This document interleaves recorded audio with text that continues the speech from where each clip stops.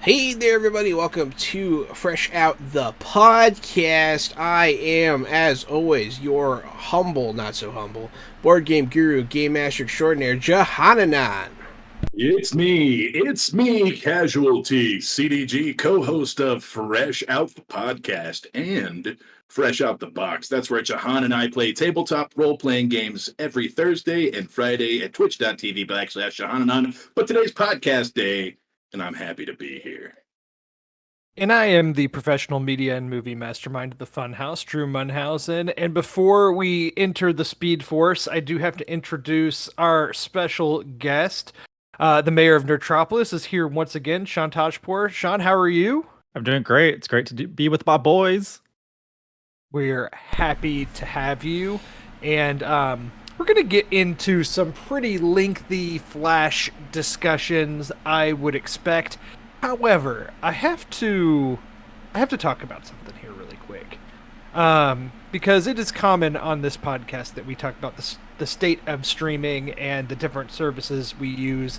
And actually, even before the show started, Gary was talking about some things he was watching on Max. And I want to talk about Max for a second here, because it is a service I've been on the record many times as to how much I would use HBO Max regularly, and as such, I've been still using Max a lot regularly because they do still have a great selection of movies. However, I've been having a lot of issues with the interface now and just how it works. One of the things I would regularly do on HBO Max is when I would open up the app, they did a really good job of, on the previous service, keeping it updated with whatever the newest things were added to the service, like whenever there are new movies or new TV shows, and it really felt like it was showing the newest things. And ever since Max launched, obviously they're trying to put a lot of that Discovery content out there, and it's kind of mixed in with the new content and what's added. And I struggle because a lot of times if something is an HBO product, it says that in the image for whatever the show or movie is. It'll say like HBO original or HBO documentary, whatever it is. And then there are things that are labeled as Max originals, but if it's like a Discovery show, it's not labeled as such. Or if it's just a regular studio release movie, it is also not labeled as such. And when things in the old HBO Max were released as Max originals, you knew, okay, this is something that has gone straight to HBO Max at the time, and so I know this is only on streaming. But I still felt like it had some level of quality to it, whether it was your jam or not. As an example, we were all Sean, I don't know if you had done any of the episodes with us around that time, but I know that me, Gary, and Jahan were all really big fans of Peacemaker, the DC spinoff show with John Cena, and that was a Max original. And the other day, I'm on Max, and there is a show that was on the new releases as a Max original. And to me, I haven't done research on this. This is just going off of what I saw. I take this as being more of like a Discovery show, but these new Discovery reality shows are being labeled as Max originals when they're launched on the service. The show is called Swiping America. The description of said show is, in this sexy and true-to-life rom-doc dating series, a group of diverse New York City-based singles embark on a dating journey across the country and swipe their way through 8 cities. That was the description. This is... Gary and I will be the first ones to say on here, we have no problem with trash reality TV. We partake in a lot of it. Sometimes you just gotta put garbage in your brain so that when you watch good stuff, you respect its quality. But Drew, not to interject, I do see where you're going with this conversation because just last night I was on Max and I saw a documentary and it was called Ancient Armageddon. And I was like, oh man, if this is produced by HBO, this is going to be a good documentary. But it's produced by Discovery. So it's just sort of like every other History Channel type of documentary with that same production quality. And that was a pretty big letdown coming from Max, where I'm used to a certain caliber, a certain quality, even if it is straight to streaming. HBO had some kind of standards that I think Discovery does not have those same standards at this time. Yeah, and it just kind of led me to the conundrum of like, okay, like what is a Max original now? And how am I supposed to associate any kind of quality or prestige with that? And I guess in the grand scheme of things, it's really similar to Netflix. Like Netflix has so many Netflix originals, and that might be reality TV, that might be cooking shows, that might be Stranger Things, or, you know, a show like that. It's just, there's a lot that's under the umbrella of a Netflix original, and I guess a Max original is now that too. It might be, you know, a more prestige-y TV show, or maybe a DC spinoff. It might be a totally trash reality show. But now I'm just going to be way more skeptical of a Max original. And I actually looked up on the service, Peacemaker specifically, because I couldn't remember if it was labeled as an HBO Max original or a Max original when it came out. It is a Max original, but the logo on the poster of it has been updated to the new Max logo as opposed to what it was before as an HBO Max original. The Max looked different as part of the HBO Max logo, and now they've updated it. So it's all these former HBO Max original shows are now Max originals under the the new service of Max. It's confusing. There's definitely going to be no bar of quality, it looks like, with these shows. Although I'm saying that, I didn't watch the show that I'm even speaking of. It's just my initial impression of what I saw. It's dumb. My favorite thing about HBO Max was they had the buttons, and it was like, here's Max Originals, here's DC, here's, blah, blah, blah. Like, it was all separate. You could go where you wanted and watch what you wanted. I don't like them mixing it up and trying to like trick me into watching shitty programming. Now it's hard to find those. It's hard to find those, like the DC thing. I was trying to find it last night. I was like, where is the subsections of like the home base of like the DC their section IP? was the best thing they had. They still have those. You have it's to hidden. scroll It's so down far down. It used to be at the very top. top or like somewhere. Right. But now I think there's a place called Hub or something like that, if I remember correctly. There's like on the side, there's like a section you click on to go straight to there. But they've been dumping a lot of stuff. While we're complaining about Max, I've got one too, and I knew this was going to become an issue. I just wondered when it was going to be an issue for me personally.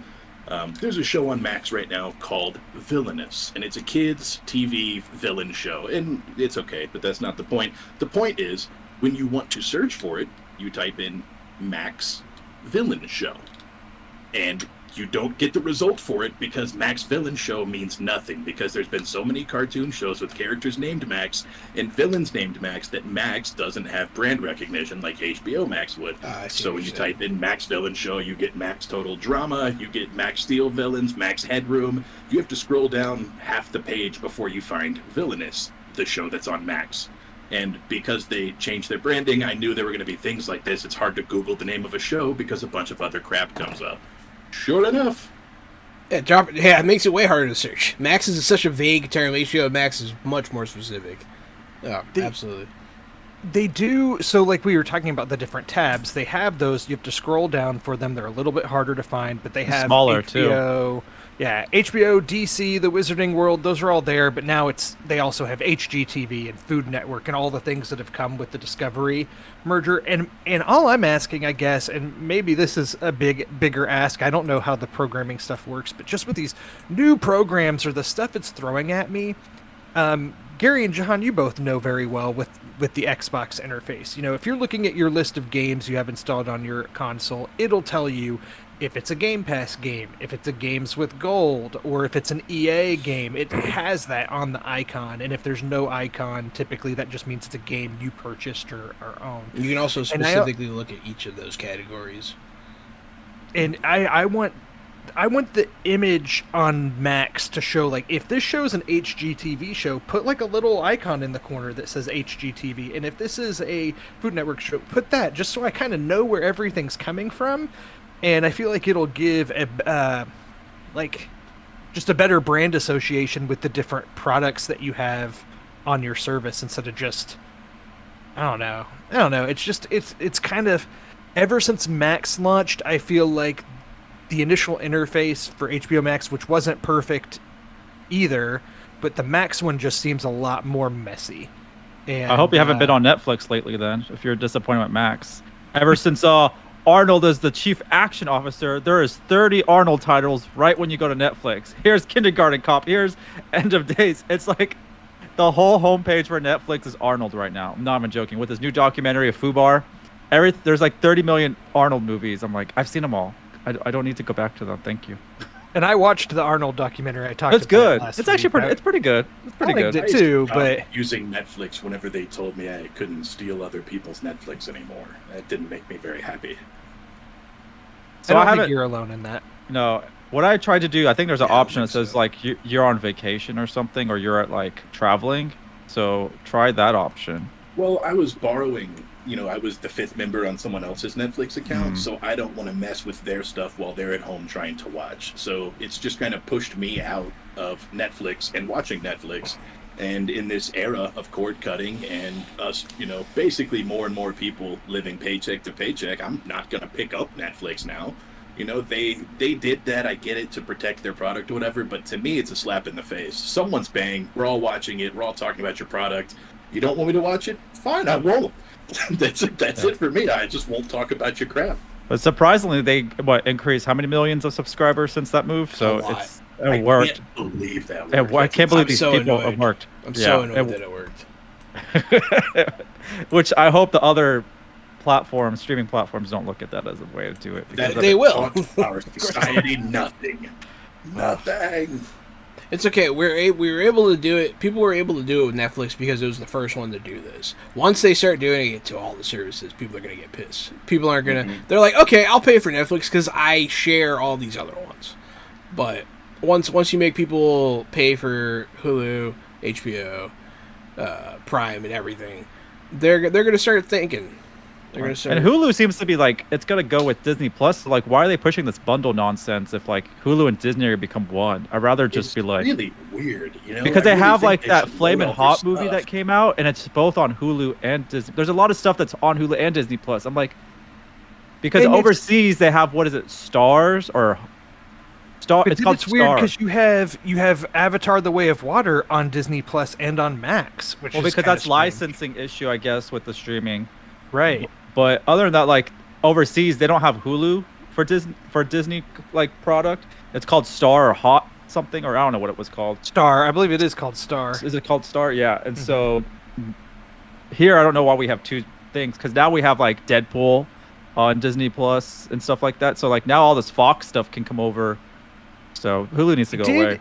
It did seem pretty clear that Disney was probably going to buy out the remaining shares of Hulu and own it all, although Iger's been talking more openly recently about nothing's off the table, and they could eventually sell that to somebody like Comcast if they bid high for it. I don't know what they're going to do. Sean, I know you said they should kill Hulu, but I would rather them put the Disney stuff on Hulu.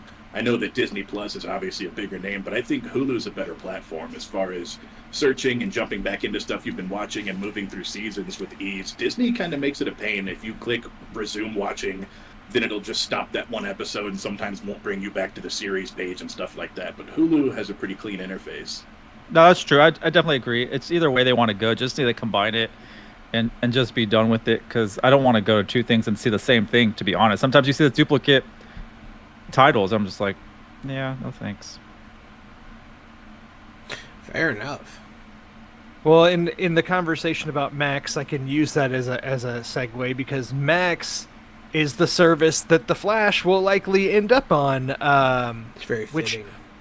judging by the box office, could happen sooner rather than later. I don't know. There's a lot of articles that have been out this week about the Flash and its box office and kind of failure to make a huge splash, but not just the Flash, Elemental too. Both are technically considered box office disappointments, despite reviews and such. And it's no reason to panic, but I think these were two of the big simultaneous summer releases that I think were really going to continue to ignite the summer box office, and instead they really didn't do much. I think The Flash opened at less than what Black Adam opened at, and they're saying I read that and almost spit my coffee all over the screen. It opened lower than Black Adam. Holy A crap! 4-day weekend, so it's like for the Flash is 139 million worldwide. worldwide. Yeah, I think domestic it made for the 3-day it was like right around 55 million, Right. and its initial estimates, I think initial predictions were it was going to hit 70,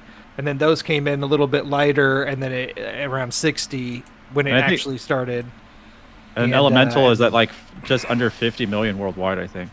And it opened 29 domestically, which is the adjusted for inflation the lowest opening weekend of a Pixar movie ever. So yeah, since Toy Story, right? Is it since Toy Story? I think Toy Story. It might be. Yeah. So yeah, so and that's not speaking at all to the quality of either of these movies, because as we're going to talk about The Flash, I'll kind of say it up front.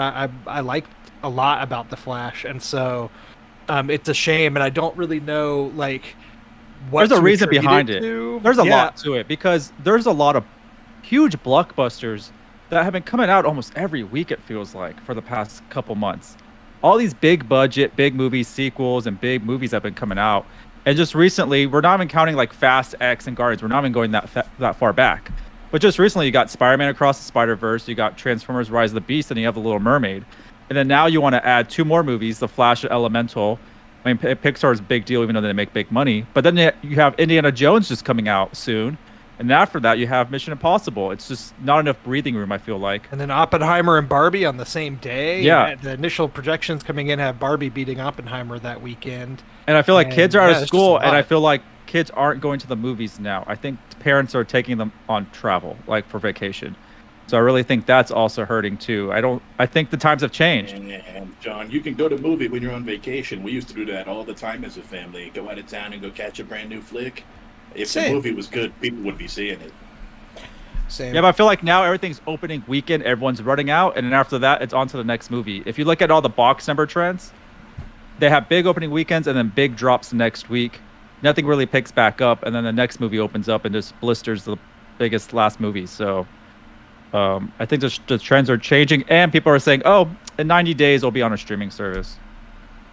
Yeah, I think that's a problem, and especially in Elemental side, because of just the Pixar movies that were going straight to Disney Plus during the pandemic, and then now people are wondering if it's a problem with the brand, and people aren't going to go see these movies in theaters. I mean, the problem is that they're charging $11.50 for a personal pan pizza. That's what the problem is. I don't want to go to the movies either, dog. I ate a $6.50 hot dog. like fuck your theater. The Flash stuff, as Sean and I were kind of saying, there's a lot there, and you could talk about the Ezra Miller drama that's happened, and You mean the fact that he strangled a woman on camera? so here's the thing: we are obviously Hey, well they aware went of on these camera. things. Like Yeah. any movie lover, comic book fan like us that has a podcast is aware of those kinds of stories because we follow it closely. I don't know how much the public at large really knows about that stuff. Like I went and saw the movie with my dad. I don't know if my dad knows anything about any. Same here. My Ezra dad didn't know Miller anything that about it. happened. I had to explain it to him. I was just like, this is what's going on with this. So Right, and I think really this speaks more to. I think the other things are more prevalent here. The fact that DC is going through a very highly publicized reboot of everything. So why are you going to go see the things that are still That's in the my pipeline? number one reason. Even as a comic book fan, that's my number one reason. Is I don't think this movie holds any weight or any value, and I just simply do not care. like you said earlier, it's coming to streaming, and so I don't know if I speak for the other half of nerd guys at home or if I speak for the regular viewer, but a Batman movie puts butts in seats. A Flash title doesn't do that, and with it being the end and them re-upping DC and starting something new, all of that combined with the fact that I already paid for Max, yeah, I know I'm already going to pay to see it. It's already coming, and there's just nothing that's going to put my butt in the seat. It's kind of an off character, Of course, we know the Flash, but he might be one of the least known of the Justice League. It's not like Flash has a long history of filling up theaters and selling out. It's just not the right time. I think the movie was just doomed. Well, if you look at also Shazam 2, that should have been like an early call of what's going to happen with the Flash. If they saw what happened with Shazam 2, I watched it when it was on Max, and it looked cool. I could see why no one went to go watch it. It was forgettable. Nothing great about it. And so I don't know why they didn't put even more money maybe to push this movie, because I feel like maybe it needed an extra push. How bad Shazam did with like nothing, that maybe they had no fears about this movie, but everyone was optimistic. James Gunn going across town talking about the best comic book movie he's seen. At least The Flash had the return of Michael Keaton as Batman to kind of push into the marketing there. But at the end of the day, this is still a Flash movie, and it's really the first standalone Flash movie we've gotten. And Ezra Miller, and again, this is aside from all the drama, like isn't a big name star. He's not a huge movie star. He's they've had supporting roles and things, and I'll say this up front, kind of on all of our behalf. Sorry to speak for you guys, but I know with Ezra Miller, obviously preferred pronouns are they, them, but just when speaking in regard to the Flash and playing Barry Allen, we're probably going to make mistakes in this podcast, and I just apologize for all of those up front because it's probably a smart thing to do. It's just naturally going to happen. So apologies there, but we will try to do our best. We're not deliberately misgendering them to be spiteful or hateful. Yes. Correct. Right. Well said, gentlemen. We're just speaking a lot about the Flash here, and things are gonna melt over. But at the end of the day, Ezra Miller has had a lot of supporting performances and things, and appeared as the Flash in the Justice League. But I just don't think Ezra Miller has a lot of star power to their name, and Ezra could have had star power, though. Draw. He could have, though, without that drama, because he was at the red carpet, and I was watching him. I was like, I dig his style on the red carpet when he was doing the premiere. I was like, he looks like he's an okay space. Miller does, and they look like really sharp and ready kind of to move on. And I feel like Miller had so much potential, and so it's kind of sad to see that. But hopefully, they are like fixing what they are dealing with, and hopefully he can rebound. Right. They can rebound from it. Ezra Miller has it. That unchainable, that charisma, that energy, that electricity. I think Ezra Miller has it. And as long as Ezra does not continue to wind up in the tabloids for horrible things or even bad things, Ezra doesn't need any more help on their image right now. But I think you're right, Sean. They totally have it. And I don't think this is the end for Ezra Miller by any stretch of the imagination. I could see Ezra being a character who pops up through our lives for the next 20 years or so in different roles, and maybe someday becomes a huge, blockbuster actor, but not right now. But is that what they want too? Is also the question.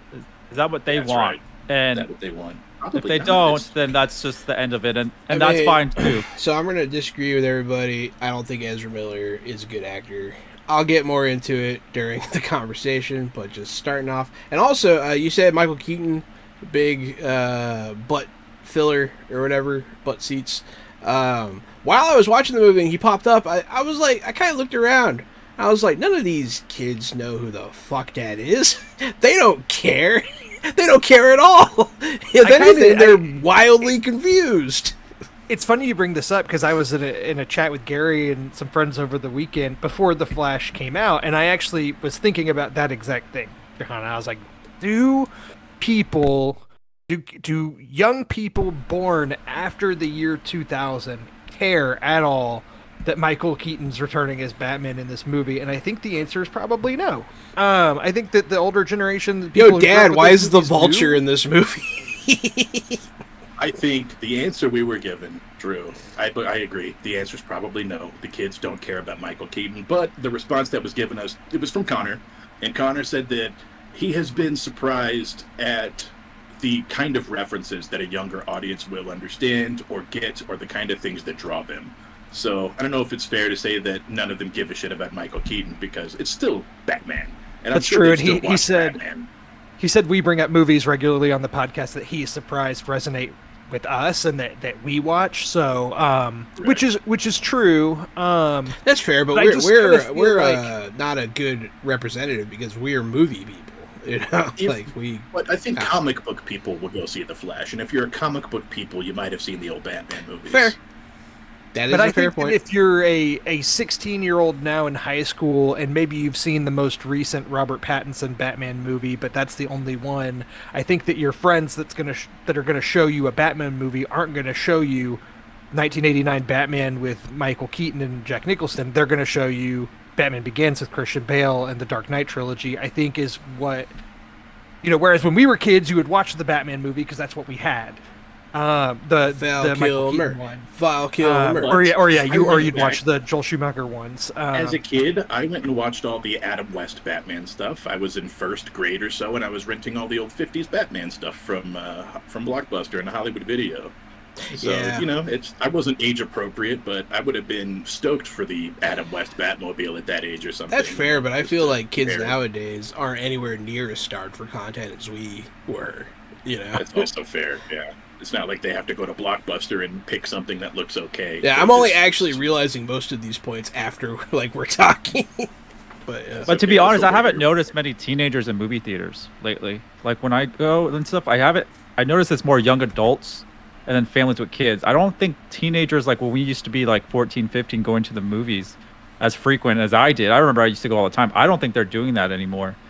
I don't see them hanging out because we used to hang out like the mall and the movie theater. So that was like our place. Right, that's what I remember. We used to hang out at the mall. They had the AMC in the mall, so you'd go see whatever was showing. I remember parents dropping me and friends off at the Cinemark, here in town to go catch whatever was showing, and you just kind of saw whatever. Yeah, and more the midnight screening and stuff. But like, I feel like those late night screenings, sometimes they do them for recent movies, but they don't. But I don't think it's like the teenagers doing that. It's really the young adults, and like the 30s and 40s, kind of doing that now.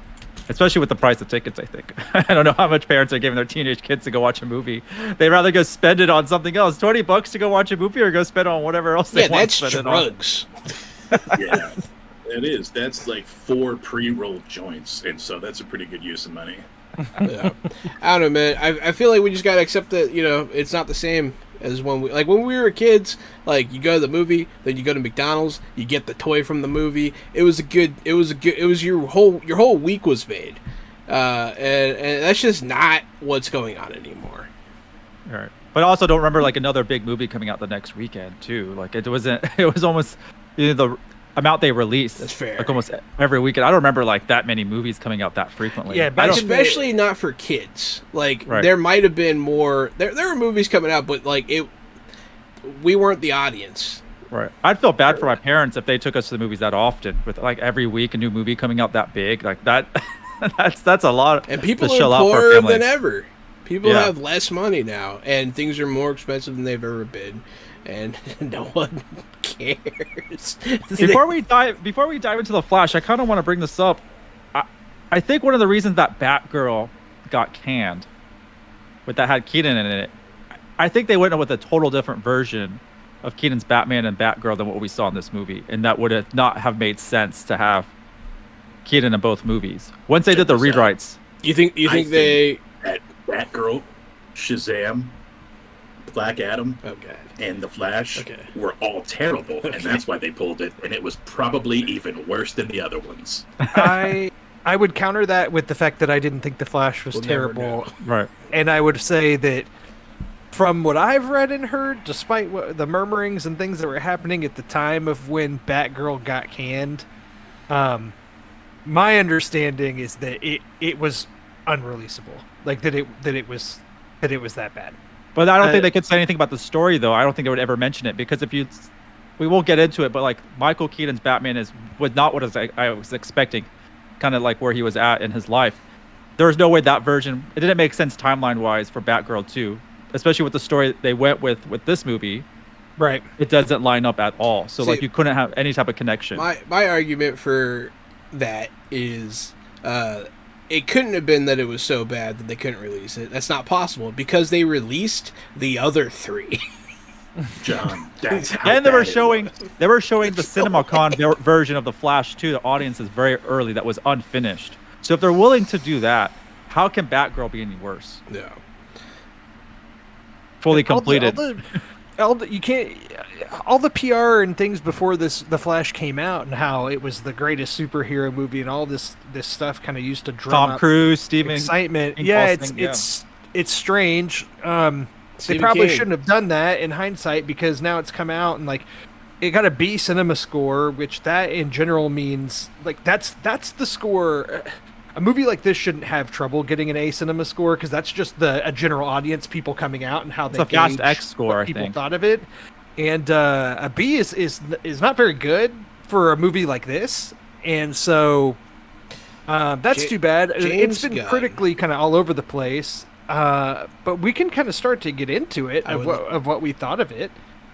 I'll Which sum up I'm- my thoughts very easily. James Gunn saying that this was the greatest superhero movie he's ever seen is a slap in the face to every single person that worked with him on Guardians of the Galaxy.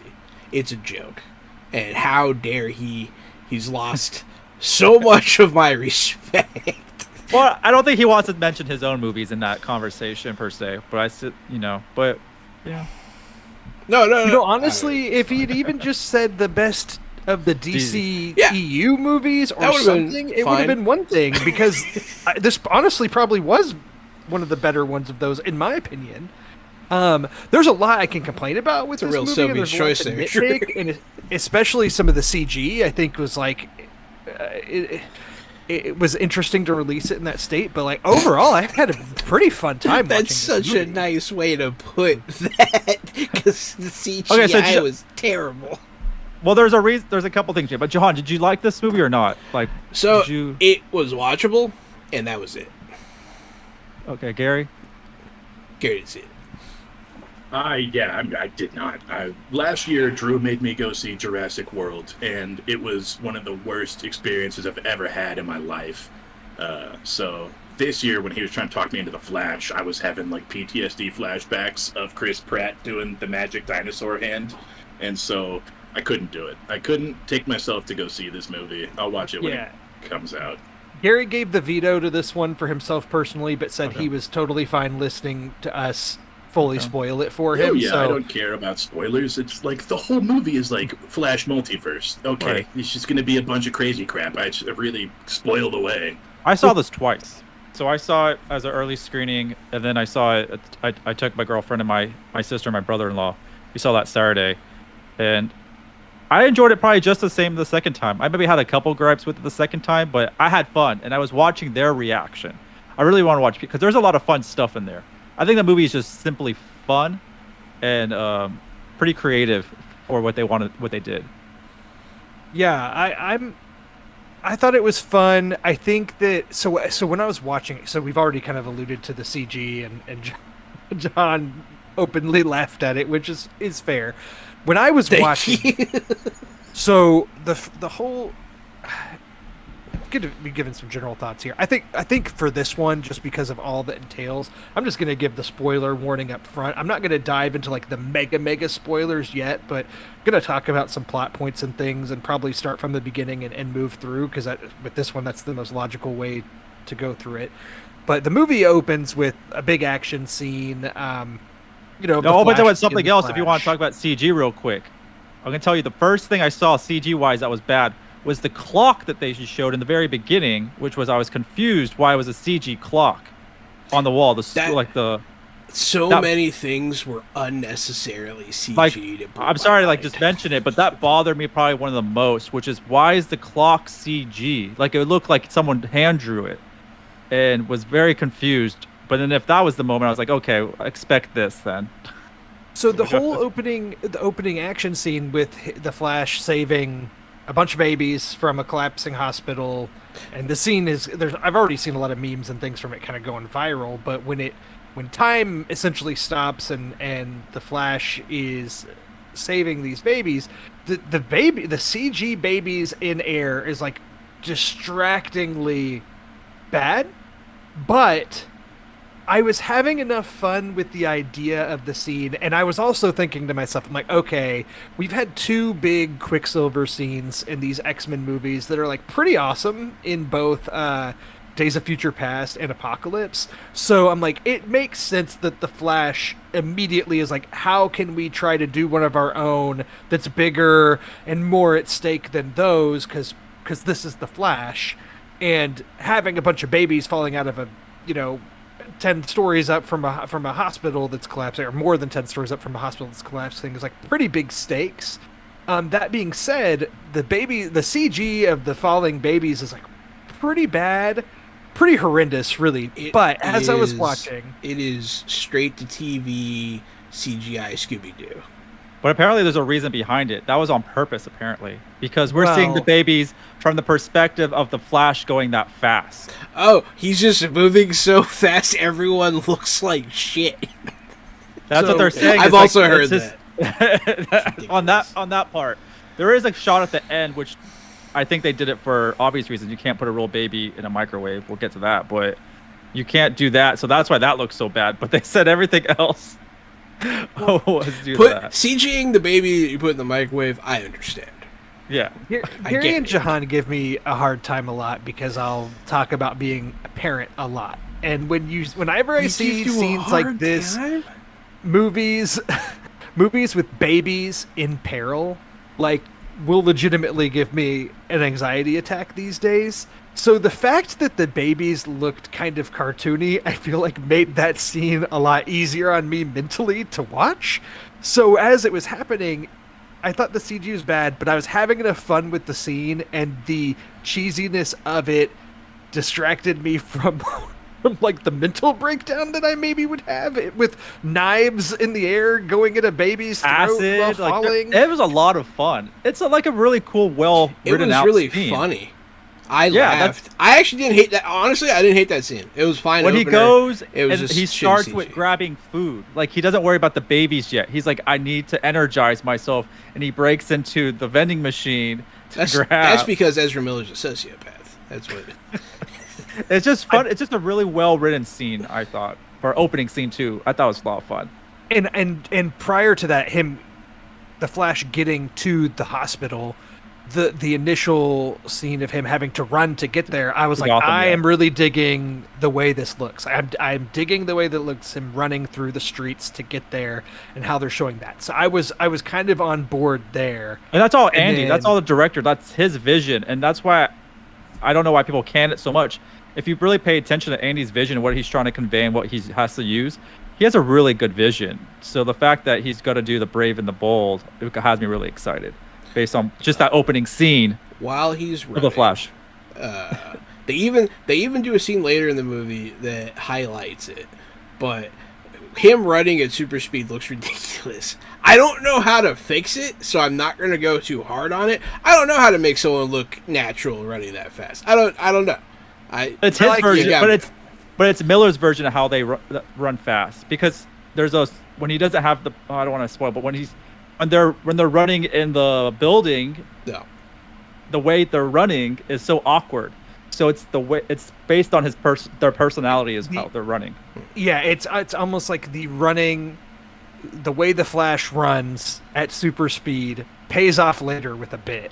Yeah, that's the bit I was referring to that highlights how ridiculous he looks. Because he's doing. It's just, I don't know. It's ridiculous. I'm not. Well, it's like how basketball players have a weird shot, right? They can make the shots, but sometimes some people shoot from up here, from here. It's kind of like that for running, I guess. Yeah, I guess. Yeah, you're right. You could run however you want. You can look like as much of an idiot as you want to while you're at. No judgment. And there were some moments with it that made me laugh too. Like actually going earlier when the Flash is first in the street and about to take off, and he kind of does that lining himself up, and as he's doing it, the title of the movie is starting to come up, and then the girl screams and interrupts it and has that part, and then does it again. Like that kind of stuff made me laugh. I'm like, okay, there's some fun style here and things. So. And that's going back to what I think I really enjoy the filmmaker, like what he sees and what he wants to convey, his version. I think it's a lot of fun and very comic booky at the same time too. And the comic booky nature of it is what made me so on board with it, because when I was watching those first 20 minutes, I was thinking this kind of feels like back in the day of watching like a Sam Raimi Spider-Man movie, like kind of stylized, and yet knows that it's a comic book movie and not trying to hide that fact. When it gets into the actual time travel storyline, it gets a little bit more self-serious in some of those aspects, but the early parts of the film I thought tonally were very fun, and I appreciated it being open to being a comic book movie. That's kind of what I want from these things more. There was a time when I took the MCU super seriously, and I wanted all those movies to take themselves seriously, but I've now kind of reverted to make comic book movies comic bookish again, you know. Yeah, I don't want to poo on everything you guys say because it's mean. But like I didn't hate, like it wasn't. No, do it, John. It wasn't the worst thing. It was watchable. It just isn't good. But what you're saying is that it reminds you of a time before good superhero movies existed, is what I'm hearing. Because like as much as I like the first two Sam Raimi movies, that was by and far like far away from the heyday of good superhero movies. I am so glad you said that, because as the guy who didn't watch the movie, I didn't just want to pop in and be like, "Hey, Drew, the Sam Raimi movies suck," and just like pop back out, right? Please do. Right? But like seriously, the Sam Raimi Spider movies were the end of bad superhero movies. That's when they started to get good. They're not. They're the beginning of the good ones. I would argue. You had Blade, Spider-Man, and X-Men to kick off things. Spider-Man 1 right kicked off the superhero craze. It kicked off all of it. None of the MCU, any of it would exist without the success of Spider-Man in 2002. Yeah, Fantastic Four and Ghost Rider wouldn't have had a chance. X-Men came out in 2000. I will slap you. All of those happened because of X-Men's success, not Spider-Man's. Blade. Forgot about Blade. No, not nearly on the same level of success as Spider-Man. Spider-Man was Sony's highest-grossing movie for years and years. So, X-Men's never broken that barrier. I would say X-Men opened the door. Spider-Man came in. And then after Spider-Man, whenever Marvel started making their own movies, they got good. They got good with Captain America, Iron Man, the Avengers. They didn't get good with Spider-Man. The Topher Grace, Tobey Maguire Spider-Man 3 is unwatchable. It is so bad. No, it's actually not. When's the last time you've watched it? When's the last? 2 weeks ago. It's terrible, Sean. It's not terrible. There's a lot of good in that movie. If you take away Venom, everything else is great about that movie. If you take away half the movie, it's great. That means it's a 5 out of 10 at least. It's a piece of crap, bro. The Sandman storyline is great. Sandman storyline is great. The 20 minutes of screen time Sandman really gets. What a great 20-minute movie that was. And the final battle's pretty cool too. Spider-Man movies are actually garbage. And then the Tower Bell scene actually for Venom, that's a pretty good scene. That's probably Topher's best scene in that movie is the Tower Bell scene. X-Men, the first movie directed by He Who Shall Not Be Named, made worldwide $296 million. Spider-Man, the first one, made $825 million. So Spider-Man blew the wheels off of the first X-Men release. So I would say X-Men maybe creaked the door open. Spider-Man kicked it down. Why are y'all hating on Blade? Blade, the rated R comic book movie, made $130 million. That opened the door. No hate for me. Blade is probably one of my favorite heroes of all time. That really opened up. That was a legit awesome movie. It was. Like last October, I watched all 3 Blades back to back to back. Fuck yeah. And I will say that while I like Blade, it is not really comic booky compared to what I would say are comic book movies. I know he's a comic book character, but that was before Marvel got a hold of their stuff, right? And it's more of a vampire movie from that vampire craze whenever Underworld and all that other stuff was coming out. I love Blade. It's better than the other vampire movies, but I think it's more of a vampire action movie than a comic book movie. I would go Blade 2, Blade 1, Blade 3. That's my ranking. Blade 3 is the worst by far. Yeah, Blade 3 is the worst. Spider-Man No Way Home making almost $2 billion at the box office is tribute to just how valuable Spider-Man as a movie IP is, and we're even seeing it with Across the Spider-Verse. Yeah, Spider-Man's great. But the fact that No Way Home came out really in the time when box office was in a really tough spot. earlier Yeah. in the pandemic in 2021 and came out to that much money shows how valuable that IP is. But I don't even remember where we talked about the comic book nature of movies, which Yeah. I don't know. I just hardcore disagree with the Spider-Man movies being the end of bad superhero movies, and I think instead they paved the way for the MCU to really take I off. feel like those Spider-Man movies are a fitting transition from bad to good. Oh, to good to great. Okay. Well, the third one, I absolutely agree with Gary. It sucks, but the And first third two are great. one, and the third one's a prime example of just hardcore studio meddling, Mm-hmm. and it's not Sam Raimi's vision anyway. And Sure. you know, we could go on and on about. Well, I didn't that. say wa- I fuck wanna get Sam back to The Raimi. Flash. I just didn't like the third one. I like Sam I don't know, Raimi. but there's so we can get back into this and to transition to it. You know, we can talk a little bit more about the Flash himself and Ezra Miller's performance, because I've seen a lot of varying things here. And Jahan, you seem maybe a little bit more on the negative side. Yes, sir. I've read some reviews that straight up said they found Ezra Miller's performance to be extremely grating. I was a little bit higher on it. I actually liked the performance a good amount. Especially playing two versions of himself. Right. Two versions and- of Barry Allen. So that's pretty impressive when you can do something like that too and make it work. Make it believable too. And Jahan, I'm assuming you're pretty negative on the performance. It was an emotionless, robotic performance. He emoted twice, maybe. He changed his expression maybe twice. His younger self portrayal, I don't know, it was just kind of ridiculous. Like he was like a crazy person. Like I get superpowers is cool and all, but like he was like crazy. And like I don't know, it was just all very ridiculous, over the top. But I also, I mean, plot spoiler, but like you saw where the crazy leads him. yeah, I saw. And there was some There's a reason. acknowledgement on Barry's behalf there when Barry meets his younger self. Yep. And he sees kind of how obnoxious his younger self is. And he's like, oh, now I get what everybody has Sure. said about me. So there's some acknowledgement there. Not that justifies everything if you find the older Barry to be grating as well. Yeah, I don't know. But I personally didn't. I found it incredible. I was fine with it. And that kind of leads us to, you know, within the plot, we eventually we knew what was going to happen in the trailers, but Barry eventually runs so fast that he kind of breaks time and realizes that he's able to go back in time. And Well, go back further because I think the first time was in Justice League, so now he knows how he can actually go further back than he thought.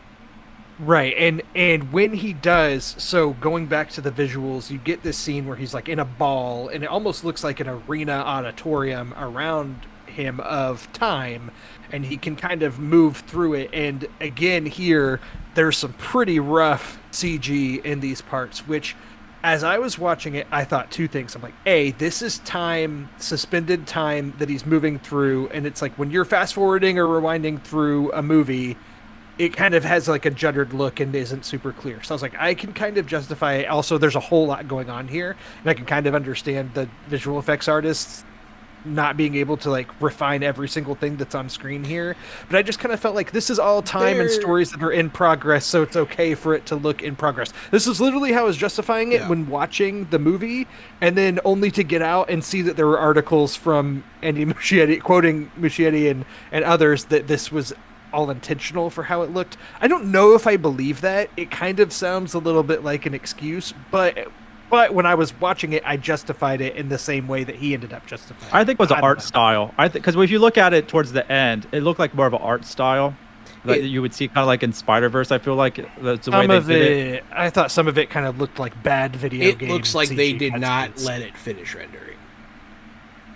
Like, But also- it's missing yeah. textures. Like everybody's face is like smooth. But it's a It all Speed Force looks- though. Like you cannot have crisp clear of what they're trying to build. Like that doesn't really logically make sense. If you went into, I mean, it's not a real thing. So but, I It's would like you're buy seeing that. previews of everything, not the finished product. I and would- that's what it's supposed to be when he's in that state. I would buy it if like it weren't for the fact that it's showing every person frame by frame. Like like Tunnel Snake style. Like, it's like, hey, look, it's all the versions of you spread out over this time. Each one of them should be picture perfect. There's no reason for them to be blurry in a frozen moment. But I'm nitpicking. I thought the CGI was terrible. Also curious to what their production budget is, because I don't think it was high enough for what they really want to do. I felt like this movie, even though I thought it looked pretty good and all the action, didn't have the massive budget that it deserved for what it was trying to do.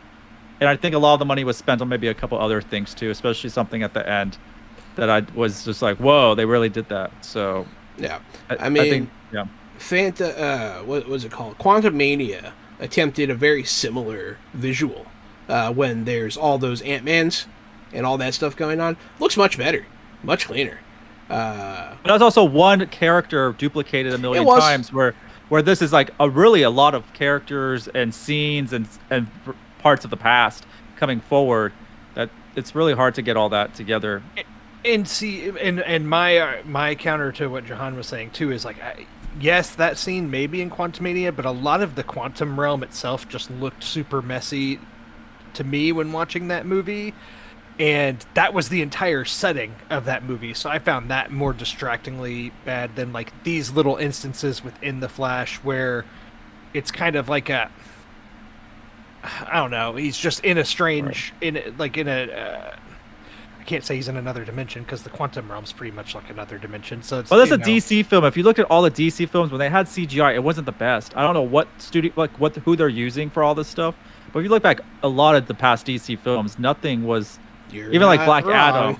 Yeah, I just feel like their standard is not as high as Marvel used to be. Marvel has kind of dipped a little bit, but I feel like hopefully with James Gunn, what he did with Guardians, he goes to another level when it comes to effects and CG for the future of the DC. Guardians 3 was a visual masterpiece. Exactly, and so hopefully that changes.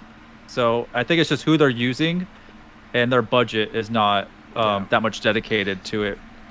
Fair enough. We all argued about the CGI. I feel like we should not talk about CGI anymore.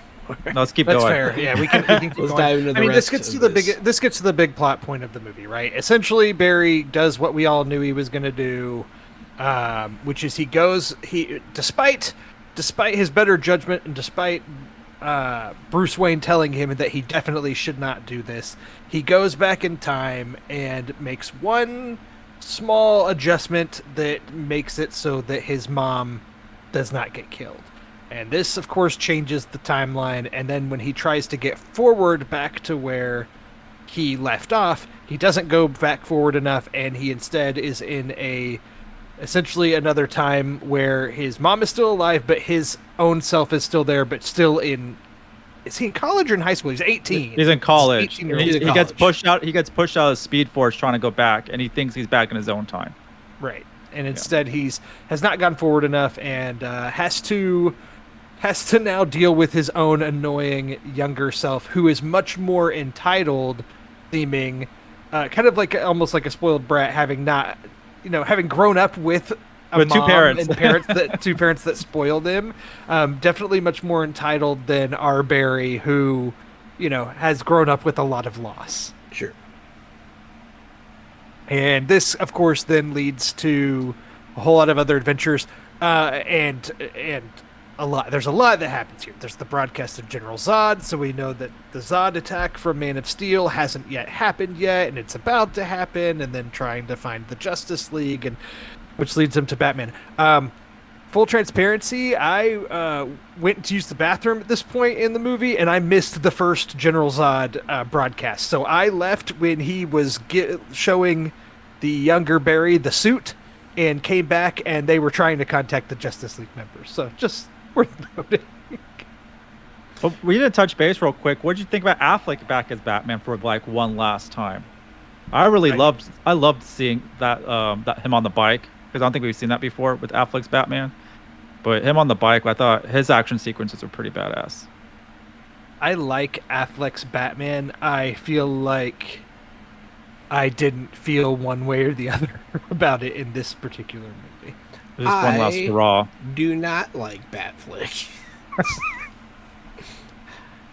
I do not. I'm a fan of DC. I'm just not a fan of a lot of what they're doing in the DCU. And I like love Ben his Affleck. Alfred. His Alfred's so cool. Yeah. I like Ben Affleck.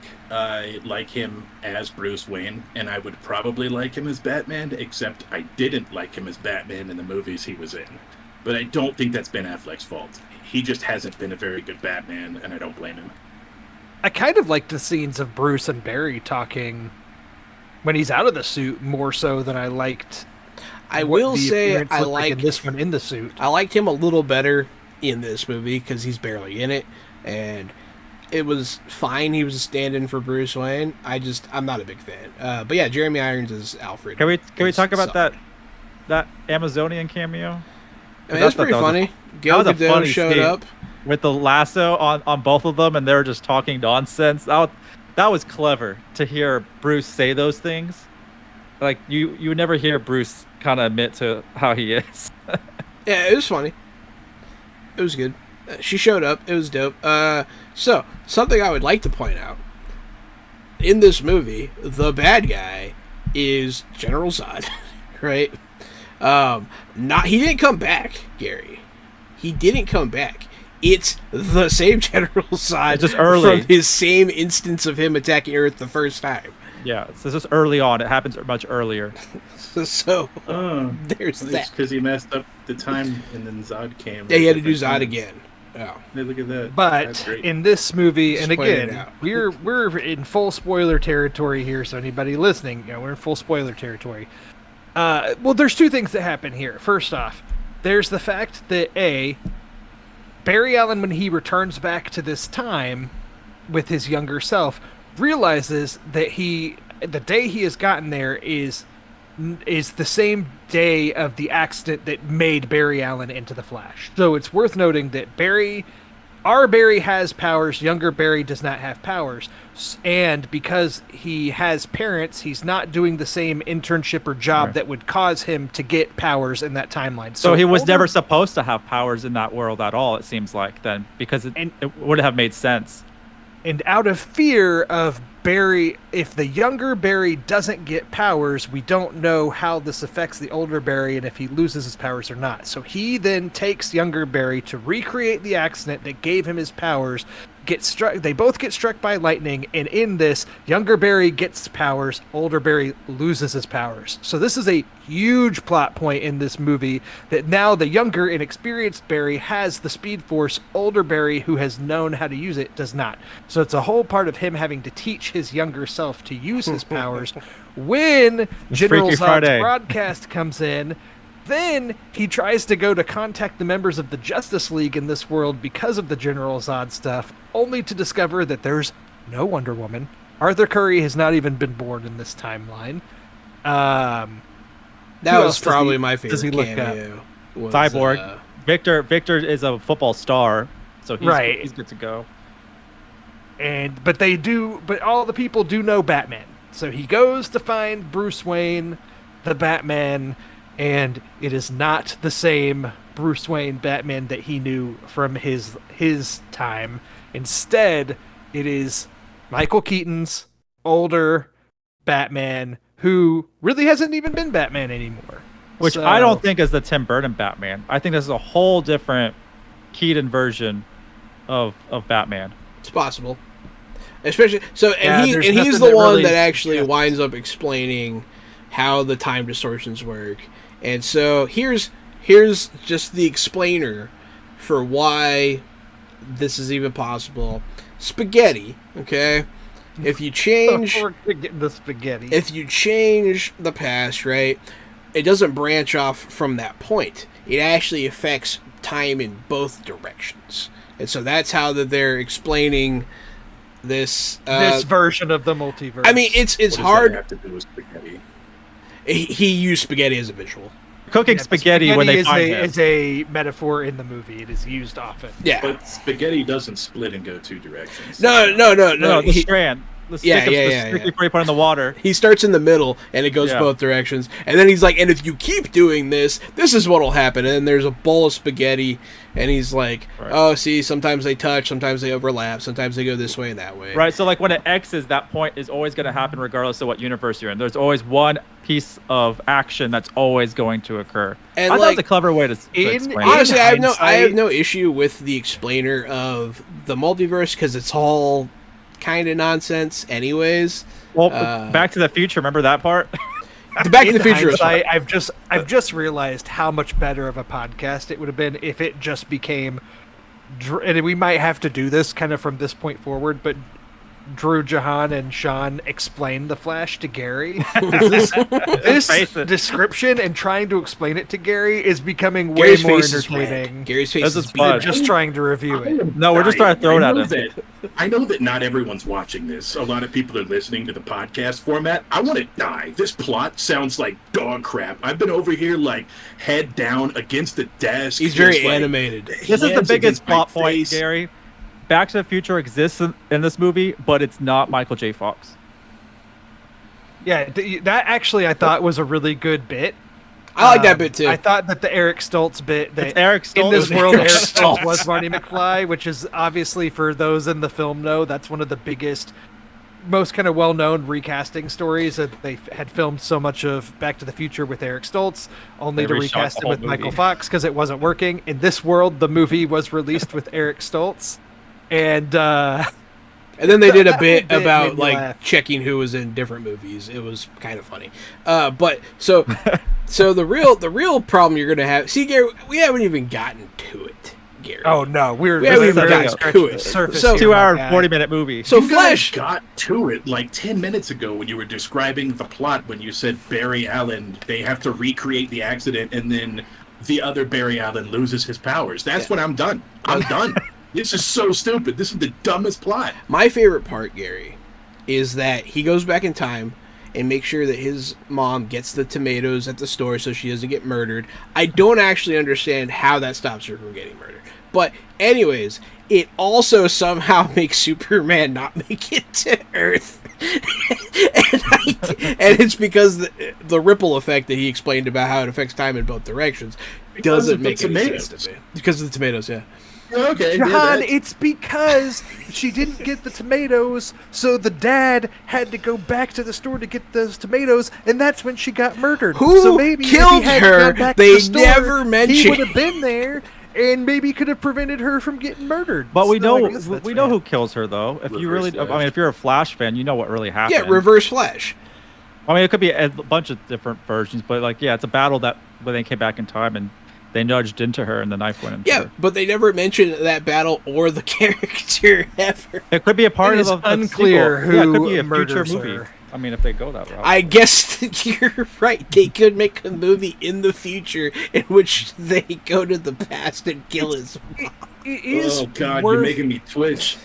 It is worth noting. It's almost like they used the excuse of the older Barry losing powers and the younger Barry gaining powers to make it like a Flash origin story, because Yeah. we now have to see how the Flash got his powers, and we now have to see the Flash have to learn how to use his powers, and they did it in a roundabout way. It's a fun way. So he is like the making, reverse Flash. like making this into an origin story that's not at all an origin story. It's What we've always needed is even more origin stories that are disguised as not an origin story until you sit down to watch it and then fooled you, it's an origin story again. They got That's me. great. Yeah, I'm glad they they did that. they basically fit an origin subplot in here, and then, Clever though, so people know that aren't familiar with it. Normal moviegoers can figure out how he got his powers. So there's no known Superman in this world, or at least Superman's not a well-known public figure. So they start doing their detective work with Batman, only to discover that a spacecraft did come to the Earth around the time that Superman would have, but has been captured. That wherever it was captured by Russia. the Russians, I Yeah. believe. So they have to travel to Russia to try to break out what they think is going to be Superman, only to discover that it is not Superman, it is Superman's cousin, and it is Supergirl instead. So that is what happens here. Is you I'm basically actually get- perfectly fine with all of that. I thought Supergirl was well cast, and I thought she did a Mm-hmm. good job. yeah, she I- was kind of a highlight. I thought. Mildly upset that they didn't go for the Red Sun Superman storyline because they had it, but they didn't want to bring Cavill back for God knows why. Well, apparently they did bring Cavill back for some scenes. I don't know for what reason. So like they did cut some Okay, stuff out. I have a theory about this, Sean. And they also deleted a lot of her stuff. A lot of Supergirl stuff was it was rated R that they couldn't put in. It was too graphic. A lot of her stuff. because of some of the stuff she was using her powers. She was kind of she was a much more savage Kryptonian because she was in captivity, I guess, and it was. Right. Well, and I saw some weird. headlines today that apparently that actress has been approached about as like a Supergirl Returns kind of movie, or potentially having more to do in the DCU. I don't know, so we'll see what happens. I hope they keep her. What are you gonna say, Drew? Worth noting, Gary, during this whole scene of them rescuing her, our Barry Allen still doesn't have his powers throughout all of this. It's not until they get back to the Batcave that he enlists the help of forgot Bruce about Wayne, this. and they use a bat kite as a lightning rod to recreate the accident so that our Barry can get his powers back. And there's some drama here, I guess, but ultimately, naturally, it doesn't work. They use a kite. They Ben Franklin his powers. They back? did Franklin They his powers sure back. do. Yeah, They do. It's an They awesome sure do. bat logo. It's really cool, actually. It I is would a love to kite. buy one of those. I would buy one. It is a bat. It is kite. 100% a bat kite. But it doesn't work the first time, so Supergirl comes and takes him up in the deep up in the She clouds. has to carry get him up into the clouds. It Yeah. just Yeah, straight because fries him Bruce with Wayne- lightning. Because Bruce Wayne's not smart enough to know where lightning strikes, and so he would make it that. No. easy mistake It out works. of It works. It gets struck by lightning, but he doesn't turn into the Flash the first time. So he's just sitting there coughing up blood until Supergirl takes him into the clouds to get struck by lightning again. What? Drew, how do you and Sean think this is a good movie? This is I was Supergirl movie. entertained. I was entertained through all of this. Goodness gracious! I'm not going to Alright, say it wasn't love you two. entertaining. I'm not going to say it wasn't entertaining. It just All right. wasn't. Also, for what it's worth, this does seem like we've crossed into a second movie now. Just as the guy who didn't see the movie, as the guy there's who's for having sure the plot. like 3 That's different explained to movies him. in this. Yeah, one it's like movie. a 3-movie type thing. Like it's almost 3 in 1. Awesome. Once both Barrys now have powers, of course, now it's time to go take the fight to General Zod, and they do this, and it results in big action scene, and I'm not sure if I just keep going with the plot here, or if I don't know if there's really anything to review as all of this. It's on a big desert, it's a big open field action scene. They're just trying to stop the world builder and stop Zod and the whole army and just keep going and going. And Yeah. they take the fight to General Zod, and essentially it's the two Barrys on the ground, Supergirl fighting Zod directly, and Batman flying his Batwing all around. Worth noting, they show the Batmobile, the Tim Burton classic Michael Keaton Batmobile earlier in the movie, and it's Never a big awe used. moment, and then he never drives it in the movie. He just flies the Batwing around. And again, he's flying the Batwing around in this whole scene, and I guess to make a long story short, this action scene results in both Supergirl and Batman Buying dying. the farm. So the two Flashes go back in time to try to do it a Redo. different way. Mulligan. And the younger Flash then becomes obsessed with this and repeats and repeats and repeats and repeats. When did it become clear to you guys, Jahan and Sean? When did it become clear to you that the younger Barry was the future Barry that pushes him out of the feet. was the creature, monster, whatever you want to describe it? When he first villain. got stabbed, when I saw that Yeah. sticking out of him and he didn't take it out once. It was pretty and obvious when he had the thing sticking out of him and started using it as a weapon. But then, also, the fact that they went back there and they weren't being attacked by the creature, I was like, oh, that's dumb. Yeah, I'm the same as you. As soon as he got that blade lodged in his arm, I'm like, oh, okay. Well, there was no reason to attack, I guess, the first time. Like, he pushed Barry out because he needed to be pushed out then, so he could have been created to that version Sure, of the Flash. but I didn't know that yet. So, I know, of course, yeah. So when he didn't attack, I was like, oh, it's not the Reverse Flash at all. No. So there's a you quickly learn, Gary, that this younger Flash is kind of quickly moving into madness as he becomes obsessed with trying to get the perfect outcome. When it's clear that fate maybe cannot be changed in certain ways. Maybe it can happen in different ways, but certain things just can't be avoided. And Like, have you seen Terminator obsessed. Dark Fate? Did you see that one? Terminator Dark Fate? That's pretty much the whole point of that story, was you cannot change fate. If it's supposed to happen, it's supposed to happen. It might change the way it happens, but at the end of the day, it's supposed to. Yeah, he really went off the deep end once he realized that the other Barry was going to let their mom die or whatever. So talking about hypotheticals here, during the fight that's happening, you've got Zod fighting Supergirl, and Zod has like a female lieutenant, I guess, second in command. I don't know the character's name. She doesn't really do much. It just shows her in a few scenes, and I think she's fighting. But they also have this big, brutish Kryptonian that's fighting with them in like a big suit, and it's that suit that explodes. That they break off, that pieces of it get lodged in the younger Barry's arm. I thought for sure during this scene that was going to be Cavill, that Henry Cavill's Superman. I thought that would have been cool. Because I thought when Zod said they had intercepted Kal-El's spaceship and killed the child, I'm like, okay, so that's a bluff. And instead he got the young Kal-El and recruited him. So when they're fighting this big, brutish figure who's, on occasion the scene, I'm like, that's going to be Henry Cavill's Superman, but he's bad and works for Zod. But instead that suit explodes and you never see who was underneath the armor. The armor just gets lodged in the Flash. So I don't know if this is true or not, but Sean, the fact that you've said that Henry Cavill filmed scenes for this movie that didn't make it in, I'm wondering if that's maybe where they had him and then just decided not to use it.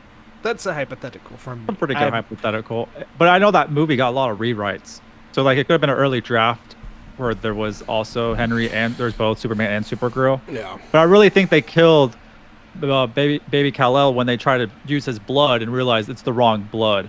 And they realized it was Kara's that they needed to use the world builder. Yeah. So that was just the thought there. But anyway, I'm trying to think of what happens here. Yeah, so they keep doing it. The old Barry stops going back in time with the young Barry. Young Barry keeps going back in time over and over again. And while he's doing this, these other parallel timelines are colliding in the background. It's like the worlds collide. It's kind of like Crisis on Infinite Earths, kind of like where all this stuff is like kind of melting into. and this is where they're prismatic colored orbs. Before we even say what we see here. This is where now, post seeing the movie, I'm seeing very divisive takes about this section. Because as we see, different multiverses colliding, there's this is the part of the movie where we're getting interesting cameos and such that we're going to spoil here in a minute. So just, again, if you've been listening and just not caring about spoilers, we're going to get into some more big spoilers here. But I've seen a lot of people that hated this stuff. I'm curious, just before we get into it, how you all felt about some of these things that we saw. I felt that it was a poor attempt to recap. A lot in this movie was a poor attempt to capture stuff that Marvel movies have done successfully. This is no exception. It was a bunch of pandering cameos that no one cared about. I mean, I'm sure there's some people. I'm sure some people cared about it. Obviously, I can't speak for everybody. But I mean, once again, kids don't know who the fuck Christopher Reeves is. You know what I mean? They don't know. They don't know that guy. Or the original one, George Reeves, that's like the first one you see, I think, is George Reeves, the first Superman. Yeah. I think it was just a way to kind of respect the history of DC. And, I'm with you, Sean. So yeah, that's the first big one. So you see like the George Reeves Superman, and you see an image of like kind of the classic Golden Age Flash running. And that was from the CW show, which was weird. That was Garrick. Is that what it was? Yeah, there was some Flash. controversy on that. They're like, that doesn't make any sense. Jay Garrick from the Flash to show him. But then you see Christopher Reeves Superman, and again, I'm kind of with you on this part, Sean, where they showed the Christopher Reeves Superman. It kind of made me and Supergirl. Like, this was which that was I felt like that made Christopher Reeve's appearance almost less impactful of shooing in Supergirl with them. Like, no offense to Supergirl, but poor Helen. Christopher Reeves had the lasting legacy, and I did kind of feel like this was DC flexing their muscles a bit to be like, don't you forget, that we really had the first big successful Superman film with, a big successful superhero film with Superman and Christopher Reeves, as iconic as it was. And it was kind of a tribute there. Although, again, some kind of gross CG, like just didn't look. That's what I was going to say. Once again, keep in mind all of these are done in terrible CG, and to the point of the previous point of like this being like, oh, they're moving so fast. They were moving full speed regular styles and they looked terrible. Just I'm putting that out there. Aesthetic they used all around. It seemed like the same aesthetic though if you look at everything. It's whatever's going on. Yeah, it was all of the same quality. I'll agree. I don't think it was an aesthetic. I think it was unfinished renderings, and I think it was, them pulling the plug. They're not getting their enough financial support from their people, right. And it looked bad. That's what. Having been the guy who didn't see it, with all of these cameos, this is really reminding me of the Spider-Man one. With all the cameos, and where Drew says, don't forget we had the first Superman movie. What I hear instead is, look, we can do multiverse too. Look at all our characters. That's what it was. That's what I saw. That's what I saw. Oh, just you wait, Gary, because the next one is absolutely wild. It is so wild. I couldn't believe it. Give it to him. So, I don't know if you know your Superman film history here, Gary, but after the success of Batman, I believe Tim Burton was supposed to direct a Superman Lives movie written by Kevin Smith, yes, starring Nicolas Cage as a long-haired Superman. And here would have been so bad. And here we see a digitized version of the Nicolas Cage Superman fighting a full scene, not just like a little cameo. I felt like it was a oh full god scene. damn it! That's why he was fighting that spider, because notoriously they demanded he fight a spider in that movie. I've heard this story. That's really the funny. spider that ended up in the movie Wild Wild West. That producer got that spider in Wild Wild West. Oh right. That guy has issues. You kind of see this long-haired Superman fighting the spider first, only then to have him turn to the camera and you realize that this is Nicolas Cage as Superman. And he looks great. I'm not going to lie. For this film. It still kind of has that video game CG. I don't understand why they use CG. He's alive. They scanned his face and Helen Slater's face for those two scenes, and people were questioning why does it look like that. This is me going back to the aesthetic of it, because they did scan Cage's face. He did go into the studio for a scan, and same with for Supergirl for Helen Slater, and so that's why people are like, "What is going on?" So I really think it's still an aesthetic thing. He couldn't sit still. He was like, "Oh." When this happened, I looked this plot to people in Guantanamo Bay as a torture. I looked over at my father during that scene, just blank slate. Like, no reaction. Same with my dad. All. He was like, what? Nicolas Cage? Yeah, just nothing. And again, it was a cameo for no one. It's interesting. It was for us. For us. Yeah. Remember, because it didn't get made? It's such a deep cut. It's one thing for Spider-Man No Way Home to trust its audience enough to be smart enough to understand the history of Spider-Man movies and reboots and things, and to see all that come together with multiple Spider-Mans and a Spider-Verse coming together in a big scene. I think that was executed really well. This cameo, as wild as it is and kind of incredible that it exists, is also super inside baseball for film and superhero movies that, again, we, as four guys who are on a podcast to talk about movies and comic books and things like that, are aware of this. I'm wondering how many people went to see The Flash over the weekend and are just totally baffled by what they even saw in this moment. I bet Nicolas Cage Superman has been Googled so many more times. Well, there was a documentary that came out about it, and Kevin Smith's going to do like a script reading of that script he wrote. Yeah. So I think there's going to be a resurgence in Google's. I'll probably have to make an article about this, get some of those Google search words going on. I will read that article. But I let's thought it see, looked cool though. I thought it looked pretty cool, and that was like the most promising like cameo because it was actually a full fleshed out scene. There you go. And also, like, this is trying to create something that Out of did not nothing. exist before. So Which it's was like, impressive. Like they just this is what it would have looked like, and I was like, this looks pretty darn cool. and Christopher Reeves kind of looked like, if you've seen the technology in like concerts and things where they have a hologram of a performer that no longer is alive, it kind of had that sheen to it. I think they all think they're from Polar Express, but go on. Let's see, that was the other one. Were there any other big appearances here? I think those were the big ones. Those are There's the big another ones. cameo at the end of Not- the movie, not but these to are the the end. multiversal ones. You do see a quick snippet of the Adam West Batman Oh, yeah. running. Oh yeah, he was there. I thought for sure we were going to see the Grant Gustin Flash TV show Flash or something in this, but we didn't. We didn't see him. We didn't see. They dragged enough corpses out for this segment, I think. Yeah, there was no. I'm sure Christian No Bale was kidding. like, "Hell no, don't put me in this." So there's no. I mean, all you could have done was Bale. just do like a. It looked like like Adam West looked like they just put a clip in there. Yeah, it just was him just- running, and it's small. It's not one Yeah, of the big. They focal look like points. film reels, like going back. Yeah, and they don't even forth, focus you know? on it. It's just like over there. Yeah. Yeah, and all of this, of course, then climaxes with the Young Barry. older, the crazed, the old crazed Barry.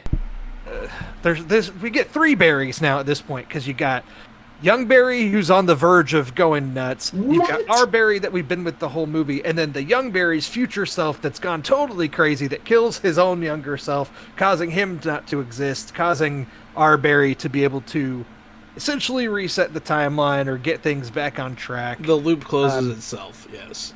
Has The to snake go eats back. its own tail.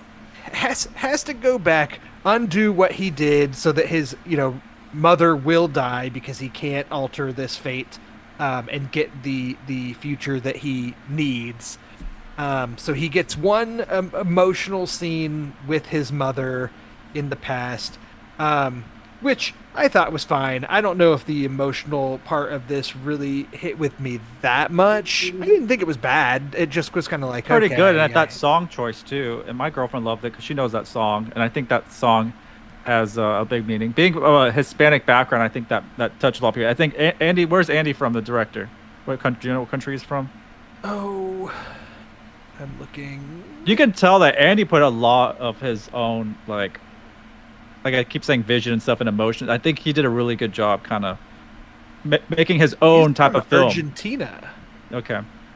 Buenos Aires. He put a lot of himself in this movie, which I like. You can tell like a lot of his stuff is in here. Has his own visionary. He's a visionary director, and I think he's gonna make a lot of great stuff.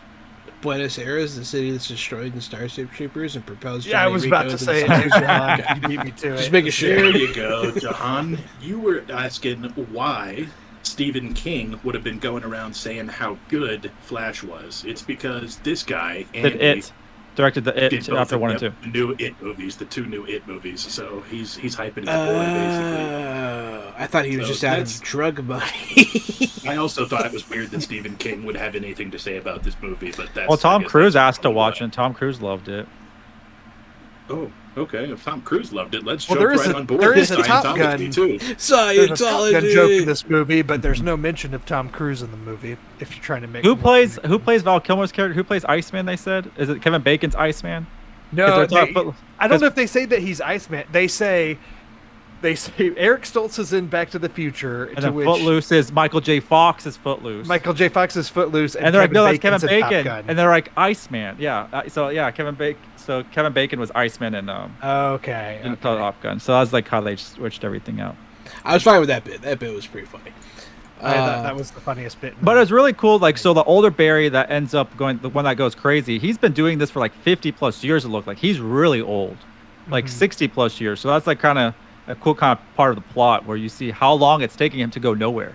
He's trying to go back in time for over 60 years just to fix it, You and he mean can't. like this entire movie so far is just taking so long to go nowhere? Oh boy, I can't wait for the conclusion. Okay, so yeah, old Flash kills the youngest Flash. They close the loop.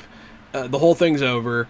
The loop's over. Barry goes back to his own time, but he's like, hey, I could change a really small thing, because the whole thing is that his dad's alibi is he's on camera at the store buying tomatoes, but he never looks up. So what Barry does is he moves the can of tomatoes to the top shelf so he looks up. It saves his dad, which I'm fine with. I'm fine with that being a thing. I still don't understand who killed his mom. And then, so his dad's off the hook. His Oh my mom's still God. dead. And then he's like, well, everything else is normal, so let me call up my friend Bruce This Wayne is again my and favorite. meet up. And so he calls Bruce, and Bruce is like, hold on, I'm around the corner. I'll be right there. And the reason he calls Bruce, we didn't talk about that, is the video. Bruce helps clean up the video. Yeah. And so that's why he has a connection with him in this plot point. Wayne Industries And has so- been helping, yes. Bruce Wayne then rolls up in his car and gets out to come greet Barry Allen. Gary, guess And who it the- is? Yeah, guess who the new Bruce Wayne is? Without a doubt, Michael Keaton gets out of the car. No. No. Damn. Guess again. Get one more. This is my favorite cameo of the whole movie.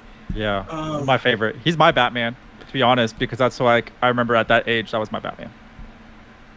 But what? Yeah. Yeah. It is another Batman Yeah. actor. that gets out It's of the really our vehicle. Batman if Is you think it about our George age. Clooney? It was Yeah. George There Clooney! is. No, it's the worst Batman. No. Yeah. No. I was no, so no. happy.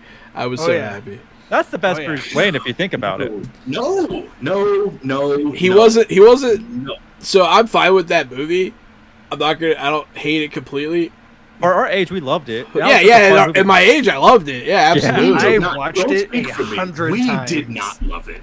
I love it. Me hated it and would watch the '88 Batman because it was actually good. Which was the 88 George Batman? Clooney Oh, is that and Keith? Val Kilmer Batmans are so bad. We like the Persian-looking Batman.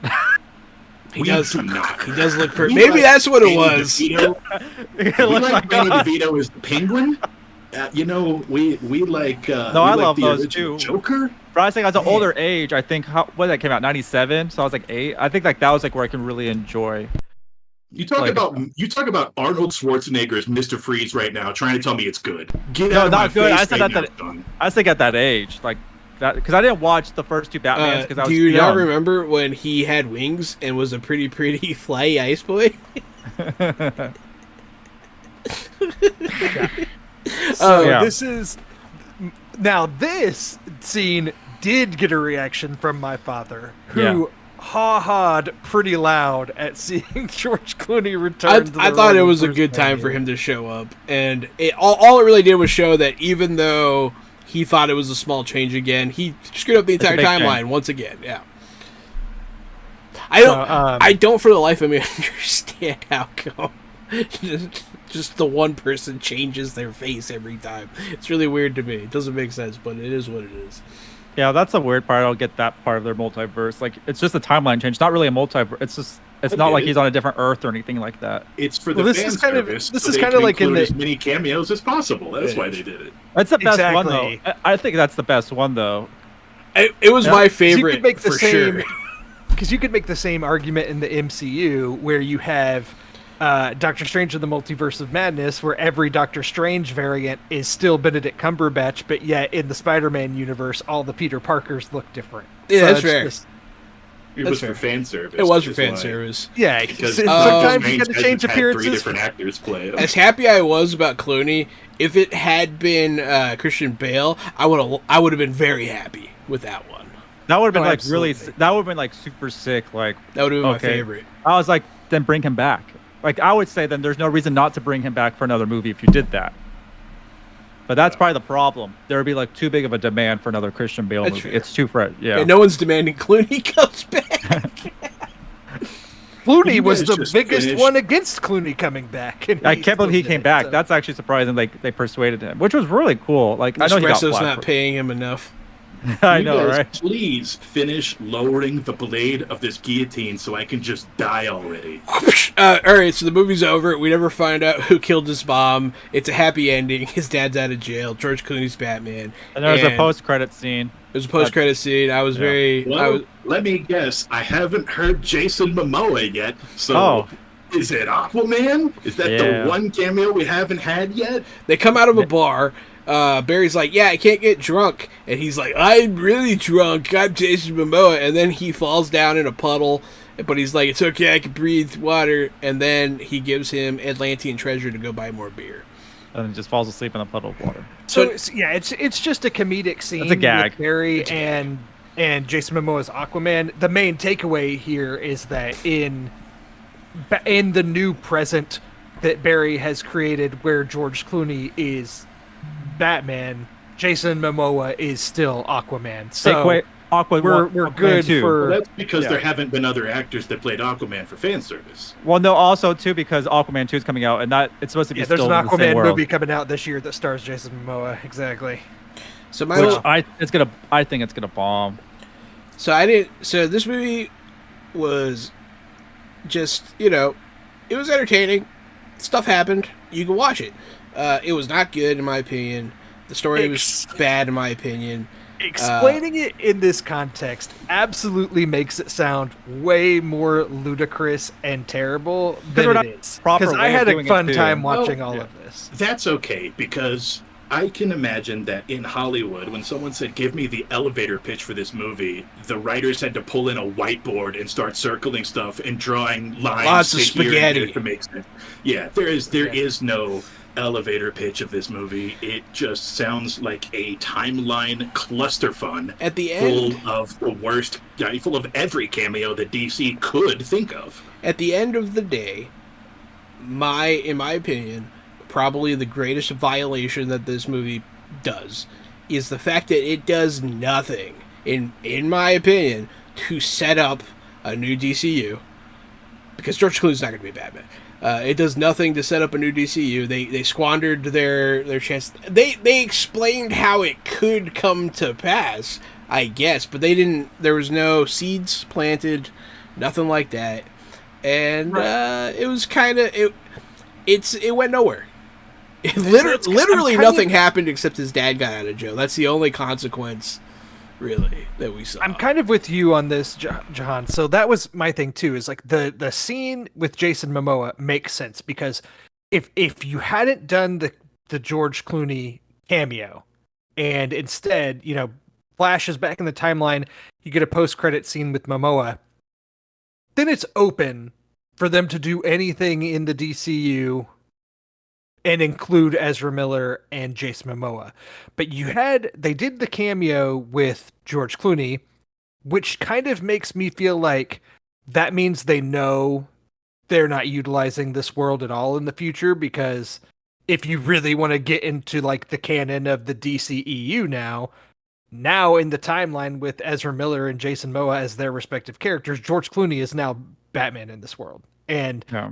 I think it's clear that they're not doing anything further with that. Although you could always recast Batman and justify, like, yeah, he changed time. He did something else. The Flash did something else, and it changed something. I think they know they're not using Miller because it has legal issues. I think that's just a big, we're done. James Gunn's like, I don't want to deal with headaches. I've dealt with headaches most of my life anyways. I need to run this company, the studio, like full force. And for the Aquaman 2 movie, there were scenes filmed with Ben Affleck. Do you remember those pictures of them two together? They're filming stuff for Aquaman 2, and apparently those are getting cut too. So there's no Ben Affleck in Aquaman 2, even though they're supposed to be. If I was an actor, I would never work in the DCU, I don't think. Me as Jahan would, because I'm nobody, and it'd just be cool to be in a superhero movie. But as a successful known actor, like, why are you gonna go do, like, your movie could get thrown right in the trash, which isn't a thing, and then, like, or they could just cut all your scenes, and it's they need to get their ducks in a row, and I hope James Gunn actually can do it. Well, I think it's like kind of like, remember like the New 52 or like Rebirth? I think this is what they're doing. And James Gunn said that the first DCU movie is Superman. The first DCU character is Blue Beetle. Like Yeah. introduced as gonna be Blue Beetle. I'm a big Jaime Reyes fan. I'm a big Blue Beetle fan. I like him a lot. So I guess because it's it's so separated, I guess, from anyone else. There's no cameos. So I guess that's like, it's just such an isolated story, which is great. That's really what they need to do. It's worth noting, they did announce over the weekend that or maybe it was late last week, that Andy Muschietti is going to be directing the Batman Brave and the Bold film that was announced as part of James Gunn and Peter Safran's slate of DCU movies, and this is going to be the one that introduces the Damian DC Wayne. thing. And there's been no casting as part of that. There's no confirmation of who's Batman or anything. It's just that Andy Muschietti is directing that movie. There's one name that's floating. Damian Okay. Wayne. I don't know of any rumors. Jensen Ackles, who voices Batman in the animated movies That'd be cool. I like Jensen Ackles. Damian From- Wayne is from Supernatural. From Supernatural and from The Boys. He's Soldier Yeah. Boy in The Boys. Damian Wayne is exactly what I think. That's the exact right move. Now we're talking. Now we're not doing the same tired old. Like, there's been like 30 Supermans, Batmans. Like, let's progress the story a bit, because a lot of really interesting things have happened. Superman's son's cool. Batman's son's cool. They have kids now, and in a lot of ways, they're more compelling. They're much more modern characters, and I think Damian Wayne would make a great movie. Does that mean there's cool a night? character. Is there a Nightwing then at that God, point? I hope so. I There mean, I hasn't didn't read been a the Greg Morrison Nightwing. run. Like I haven't. That's a Greg Morrison run, right? Would they introduce Damian? Yeah, or something? Damian's a successor. He's not the original Robin. He No, I know. I know. does- I know, but I'm saying like a Greg Morrison run. I think it was like the Brave and the Bold series was Greg Morrison, and I wasn't sure like. In that one, all of them are canon. So like you got Robin, you got Nightwing, you got Red Hood. I think all of them exist in that timeline, and I want to Because it see all of says- them on screen. Well, it says it's going to introduce the Bat family. That was the log line for Brave and Bold movie. When they did the DC United, it says it's going to introduce the Bat family. So that's pretty cool. Like that's if fast forward and just establish all that and just move forward. Now we're talking. Now Those are we're be fun talking. Batman movies. Yeah. Yeah, we could sit here and hope for good DC movies all day, but we'll have to see what James Gunn puts out. How you guys feeling about The Flash? We wrapped up. You have any final thoughts? You guys want to go to fresh picks for the week? We got ratings. I'm for ready these? to move to fresh picks. I think just for me, as we made light of a lot of the things in the movie and kind of how silly the plot is, but through all that silliness, I still had a really fun time at the theater. I thought Miller's performance was decent for all that they had to do in this movie, and there were a lot of fun moments, and it was fun to see Keaton back. I liked the new Supergirl, so there was a lot that I liked in this, and again, it was more fun to describe it to Gary than it is for me to just deep dive and try to make sense of it all. I just had a fun time, so I actually would recommend it. I think it's a fun time at the theater with a lot of crazy big moments, as long as you can stomach some pretty poor CG. That I justified it in my head while watching it, but at the end of the day, I don't know if there's any real excuses for it. I'm on the same boat. I enjoyed it. I think it's a solid like summer blockbuster. I gave it 4 out of 5 stars. Solid B movie. I mean, a lot of fun. I think all ages can enjoy it. So I think that's what's so great about it. There's something for everybody. You got Supergirl, you got Flash, you got 2 Batmans, and multiple of those fun cameos. I mean, with everything going on in theaters, right now, I think that's a movie that you should watch. Pretty good on the big screen. I think I'm gonna settle on a 3.5 out of 10 on my score. Not bad enough for me to demand my money back. Not good enough for me to recommend anyone see. It doesn't seem like it's going to be important to the DCU going forward, so you don't have to see it. And it was fine, watchable. If you have kids, if you want to stare at a screen for a couple hours and like just have colors go by, boom, I got you. This movie will fuck you up. But other than that, I feel like there's a real lack of substance, a real lack of a cohesive story, a real lack. Mostly Ezra Miller. A lot of the other acting performances were fine. Supergirl was fine. Keaton did a good job. There are redeemable factors in this movie. There are some entertaining moments. There are some good humors going on. But overall, I just was not impressed. And especially for James Gunn to say this is the greatest superhero movie he's ever seen. Even if he was excluding his own works, I laugh at you, sir. Yeah, it's what a just, like, joke. even if you've got the heads at Warner Brothers Discovery telling you, like, yeah, just say this to help with the marketing. Like, James Gunn, you would think, like he probably should have said no to that and just hyped it in a different way. Because yeah, the whole best superhero movie, it was just poor planning there. It's just not true. And I mean, they don't want to lose money. They're trying to do everything to not lose Sure, money. but So what happened to losing- Shazam? once you lose your integrity, though, you know, like you're truly lost, in my opinion. And James Gunn had that. I mean, Feige's not going to shit on his stuff. So, Yeah, but he's not going. Oh, around. man. He didn't say Quantumania was the best movie ever made. He didn't do No. that. So no, but I was trying. But I mean, they hyped up that movie so much. I mean, I guess. So basically, we still have 2 more DC movies to be released this year. We've already kind of mentioned them in passing with Blue Beetle and Aquaman sequel, and it just sounds like that. Yeah, if the box office of this one and of Shazam: Fury of the Gods are to be considered, they're probably gonna come out with a whimper and a fizzle. And the first Aquaman movie, I think, made over $1 billion, so maybe it'll surprise us and do a lot better at the box office. No, it's because than we didn't know thought, better. but We didn't know better. That's the problem. We didn't know better when that movie came out, and everyone's like, "Oh, Yeah. Aquaman." even though it rules, but yeah. Well, I mean, I do it had Amber Heard and Jason Momoa, and they're both very attractive. Like that's Money in the Bank right there. But now you have her in the movie too, and everyone hates her. Yeah, that might- yeah, it's different. It's a whole different ballgame. She's gonna poop in her bed in Atlantis. It'd be so funny. Gary, I know you are itching for us to move on Yeah, what- finally. Yeah, Your man, picks, I tried to segue you guys out of this like 8 minutes ago. Come on, let's go. Let's go to your Holy pick. Gary, shit, open guys. open up with. Are we still talking about the Flash? Or Nah, no? you Come can on. you can do your fresh picks first, buddy.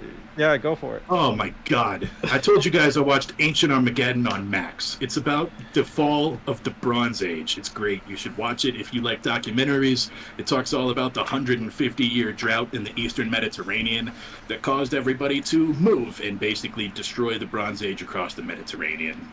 Basically massive waves of people moving during a earthquake storm mixed with a plague.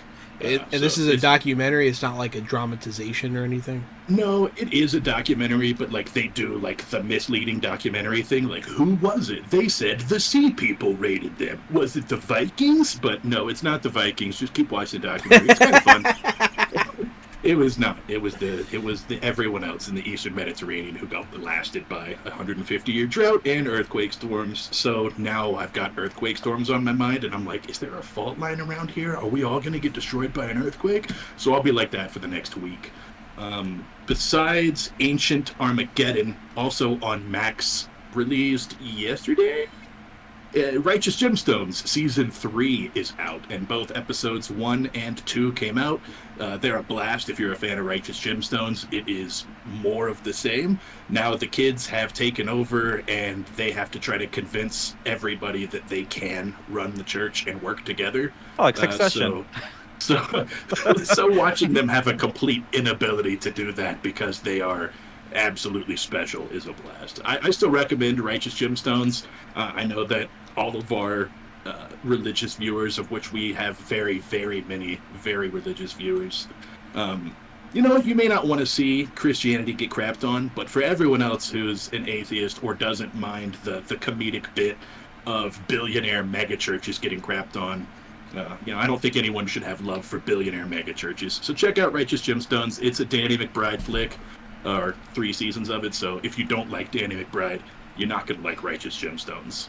This has actually been probably the next series I'm gonna pick up here soon. You haven't I think started I that wanna- yet? Oh, it's so No, good. I haven't watched any of it. It's so and good. I'm with Gary. Like, I'm obsessed with it. We enjoy watching it, and it's brilliant.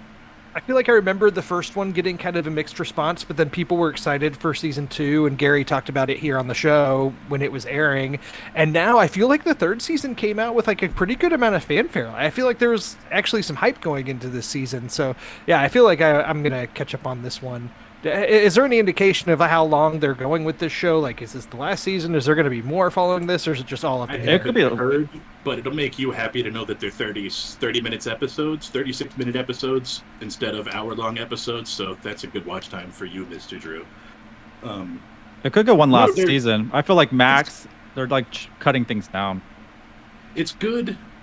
because it has that classic sort of HBO feel. You know, it's from before it was Max, but it's got comedy and it's got crime and it's, you know, dark and twisted, and there's always like, you know, they always throw you a curveball about what other horrible like thing could happen in this story. And so there's like, you know, there are gangs in it and there are, you know, robberies and murders and stuff. So it's just this kind of dark comedy. Definitely recommend it. That's all I've got for Righteous Gemstones, fellers. Thanks for letting me do my thing. Season 2 has Eric Andre, and he's great on that. Season 2. Mm-hmm. Eric Andre has grown on me a lot over the years. Same. His John- story is crazy. It's awesome. Me? John, do you want to talk about yours? Yeah, sure. I don't know why it took me so long to watch this. It came out during like an employment difficulty of mine, so I think that might have had to play. But I really liked Vox Machina season 1. Very, very good. And so I was excited for season 2. I didn't listen to season 1 of Critical Role, which is all of this is based on. I started with season 2 of Critical Role.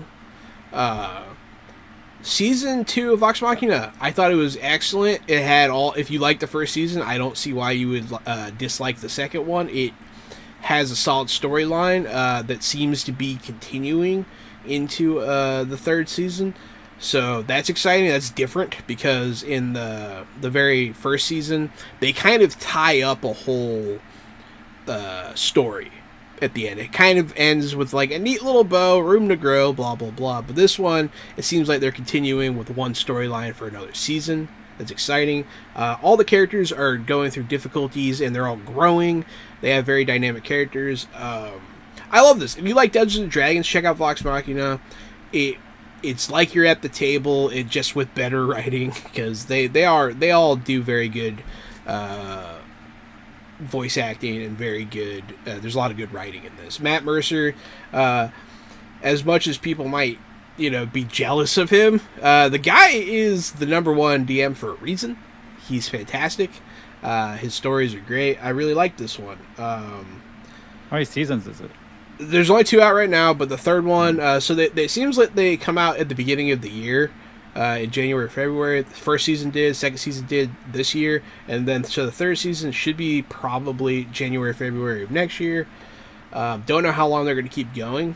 I would like them to go long enough to do their new characters, because I like their new characters a lot, but who knows if that will happen.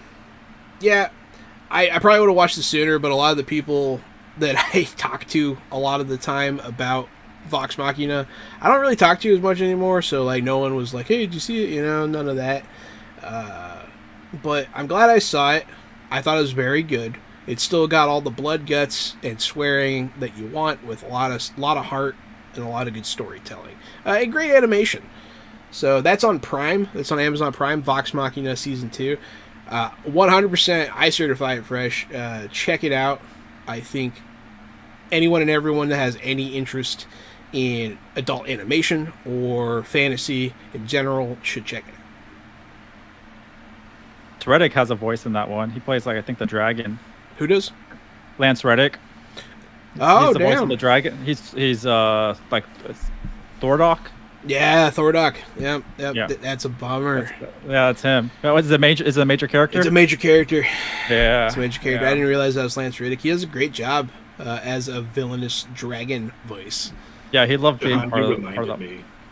You mentioned Eric Andre, and I forgot that I had watched a couple episodes of this show called The Prank Panel. Oh, It's Johnny Knoxville, Eric Andre, boy. and so what they do is the last person is Gabri Sabide. I didn't know her. She's a black She's female from comedian. Precious. yeah. There you go. She's from Precious. So they have people come on, like, regular folks come on and tell the prank panel who they want to prank in their life and what their idea for the prank is. And then one of the 3 of the panel will, like, choose them and be like, okay, I'll help you with your prank. And so then it's a bunch of fake cameras set up to, like, prank the crap out of somebody, some regular person who has no idea it's coming. Eric Andre quit the show multiple times because Johnny Knoxville would not stop pranking him. He wouldn't stop. I don't think he can. So finally they had to make He was getting Bruce. tasered the whole time.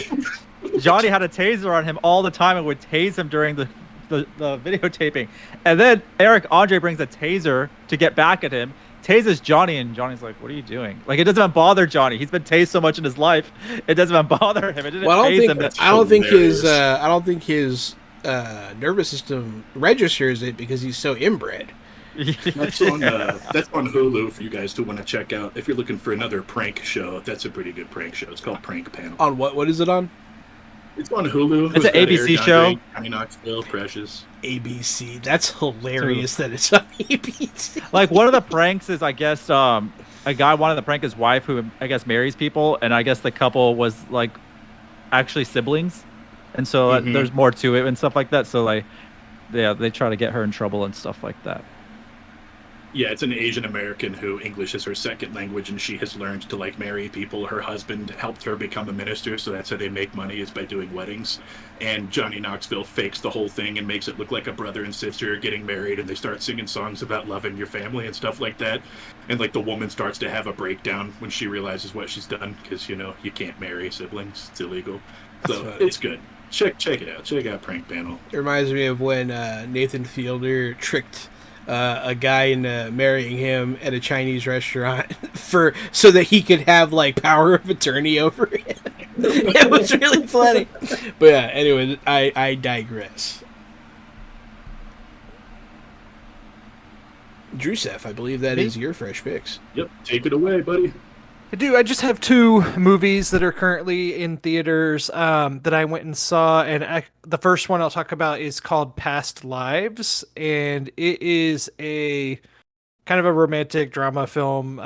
It's directed by Celine Song. It's her feature directorial debut, but it kind of captures the story that any of us have kind of experienced in like what if scenarios as far as our romantic lives go.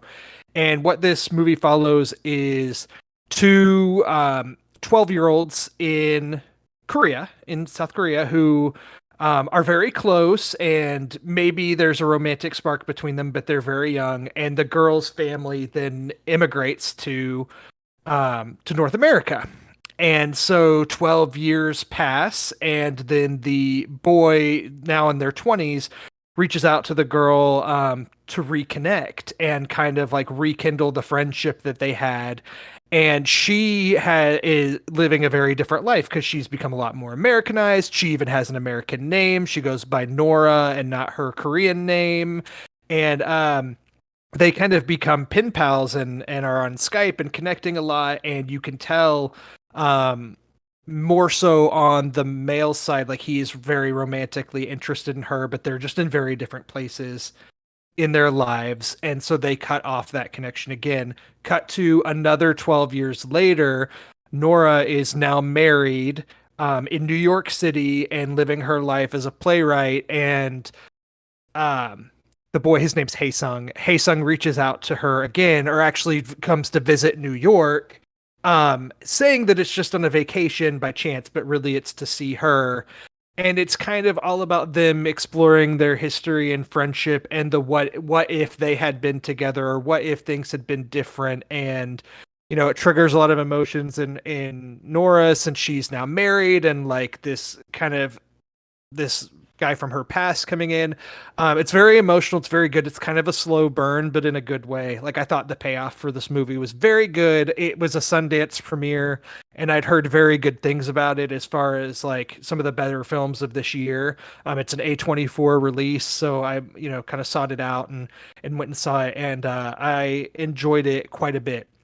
It'll be interesting to see if this one does stick around at all for like the awards race in the future of this year. I know it's early, but it's worth noting, Everything Everywhere All at Once came out in April of last year and then won Best Picture. So it's not as unheard of for movies to get hype earlier on in the year and to stick around through award season. So that's Past Lives. I liked it quite a bit. And then I saw Elemental. And I'm sorry, Sean, I did not like Elemental. It's probably my least favorite Pixar movie. I really did not vibe with Elemental. Well, of course not. At Your all. parents are the immigrant from the Middle East. Of course you didn't like that movie. You didn't see your family in that movie. That's why. You're shitting on our people, Drew. I love like Pixar's world building, and I actually liked the intro to this movie a lot, and the fire people immigrating and kind of trying to figure out their place in this city. That's Don't backtrack definitely now. not- You said you didn't like it. Don't try to give some positive notes about it. definitely not built for That's fine. them I'm and teasing. everything. I enjoyed that. When the movie gets into the main relationship that it focuses on between, I can't remember the name. I think Ember and Wade is Wade. the name of Yeah, the Ember and water Wade. guy, and Ember. I did not buy the relationship. I did not like Wade as a character. I found him to be grating and annoying, and Ouch! I'm a total Wade. I just did not vibe with this. Something about it was just really stale to me. And typically for me, even when a Pixar movie's story is maybe a little stale, the visuals still rescue it and look really good. And this one looked good, but I just still didn't find it to be like that striking. I mean, it's almost like Pixar's animation has gotten so good that we take it for granted now, and maybe that's what's happening We're here. but I used to just- it. It wasn't as immersive enough. I wanted to see more of Element City. It Yeah. looked great, but they didn't give us enough of exploration of the city. That was Well, the bad side of it. You heard it here first, folks. Drew would rather watch Planes than Elemental.